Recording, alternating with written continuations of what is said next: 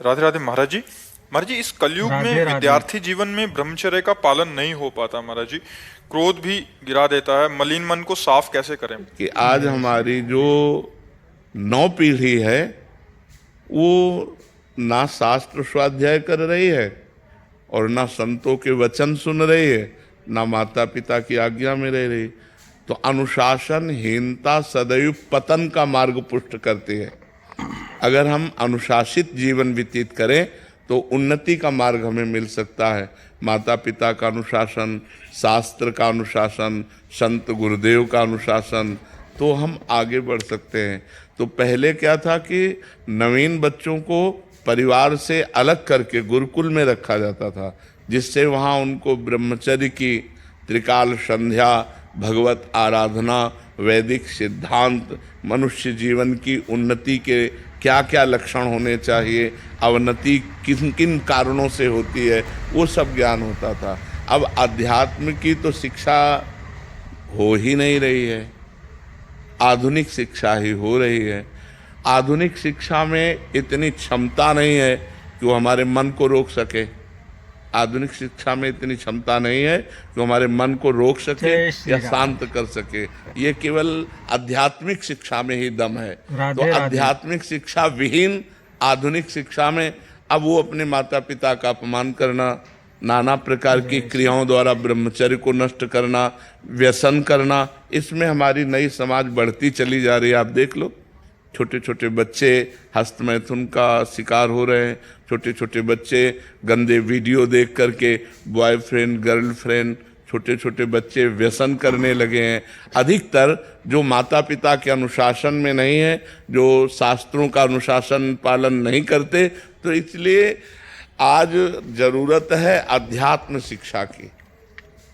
अगर हम अपने बच्चों को थोड़ा शास्त्र श्रवण कराएं, थोड़ा नाम जप कराएं, पवित्र भोजन पवाएं और उनको मित्रवत व्यवहार के द्वारा समझावें कि ऐसे ऐसे गंदे आचरण वाले मित्र मिले तो इनसे दूर रहे। ऐसा छूना, ऐसा करना, ऐसा देखना ये निषेध है, तुम्हारे जीवन को गिरा देगा। नहीं तो छोटे छोटे बच्चे पतित होते चले जा रहे हैं। जो हमारी एकाग्रता विद्याध्ययन में लगनी चाहिए, जो हमारी एकाग्रता सामाजिक सेवा में लगनी चाहिए, वो एकाग्रता हमारी नशे में और व्यभिचार में जा रही। हम कह रहे हैं फ्रेंड बनाना कोई पाप नहीं है, लेकिन जय व्यभिचार श्री राम। करना पाप है। फ्रेंड बनाओ, खूब घूमो, खूब आनंद लो, राधे कोई राधे। परेशानी, लेकिन गंदा आचरण मत करो। अगर गंदा आचरण करोगे तो वही तुम्हें डिप्रेशन में पहुंचाएगा, एक दूसरे का मतलब जीवन पतित हो जाएगा। आगे चल करके आपको एक ही रास्ता दिखाई देगा, या तो घोर व्यसन में पड़े रहना या सुसाइड कर लेना। आप देखना, क्यों? क्योंकि मनचली वृत्ति एक जगह टिकती नहीं है।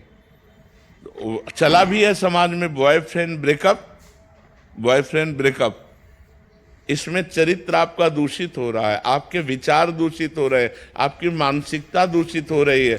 अब आप अपने जीवन को ऐसे गर्त में गिराने जा रहे हैं जो पूरे जीवन आपको दुख देगा, क्योंकि आप एक सद्गृहस्थ नहीं बन पाएंगे। यदि आपने ऐसे गंदी आदतें की और आपका ब्याह हो गया तो आप अपनी पत्नी से संतुष्ट नहीं रहेंगे, आप एक पत्नी व्रत धारण नहीं कर पाएंगे, आप एक पति व्रत धारण नहीं कर पाएंगे। तो आपका न्यू जो जीवन का उत्थान करने की थी, आपने उसी को नष्ट कर दिया। इसलिए हमारी बच्चों से प्रार्थना है कि गंदी बात से बचो। दोस्ती में हम कहते हैं कि दोस्ती हजारों से कर लो, हजारों से दोस्त, हम तो कहते हैं शत्रु किसी को जय बनाओ ही श्री मत ही, पूरे विश्व को मित्र बनाओ। मित्र बनाने में कोई बात नहीं, लेकिन राधे गलत राधे। आचरण मत करो, गंदा व्यवहार मत करो। जब तक ब्याह ना हो जाए तब तक ब्रह्मचर्य का पालन करो, माता पिता की आज्ञा में रहो, ऐसे बिल्कुल गंदे आचरण नहीं। तो ये हमारे समाज का स्वरूप बिगड़ता जा रहा है। इसे आप ही लोग मिलकर संभाल सकते हो, माता पिता। और अगर आप सुधरो तो सुधर गए समाज। हम दूसरे को सुधारने की चेष्टा न करें। यदि हम अपने को व्यसन और व्यभिचार रहित बनावें तो हमारा समाज सुधर जाए। अगर हम एक एक आदमी सुधरना चाहे तो समाज सुधर जाए, लेकिन सुधरने के पक्ष में बहुत कम लोग हैं और बिगाड़ने और बिगड़ने के पक्ष में बहुत सहजता है ना, उसमें सरलता है। सुधरना चढ़ाई चढ़ना है और बिगड़ना फिसलना है। फिसलने के लिए सब तैयार हैं और फिसलाने के लिए तैयार हैं, लेकिन चढ़ने और चढ़ाने के लिए अध्यात्म की तरफ, धर्म की तरफ, पवित्रता की तरफ ये बहुत कम रह गए हैं समाज में जो ऐसा चलना चाहे। एक 12 वर्ष का बच्चा यहाँ बैठ के कह रहा है, मैं हस्त मैं तुमसे परेशान हो चुका हूँ। बस तो उनका कितनी आयु है? बोले 12 वर्ष की। तो और फिर उसने कहा कि हमारी गर्लफ्रेंड भी है। तो हम कहा 12 वर्ष में गर्लफ्रेंड हो गई। तो मतलब ये छोटी छोटी अवस्थाओं के बच्चे इतने गंदे स्तर में गिर रहे हैं, तो क्या होगा, समाज का क्या होगा? कॉलेज आदि में यही ट्रेंड चल चुका है महाराज जी। तो कैसे महाराज जी सुधार होगा? जैसे आप कह रहे हैं कि दोस्ती करने में कोई दिक्कत नहीं, बट वो अपनी इंद्रियों पे काबू ना करने के कारण फिर वो उस फिसलन में नहीं। हम जैसे अपनी बहन के साथ भी तो रहते हैं घर में।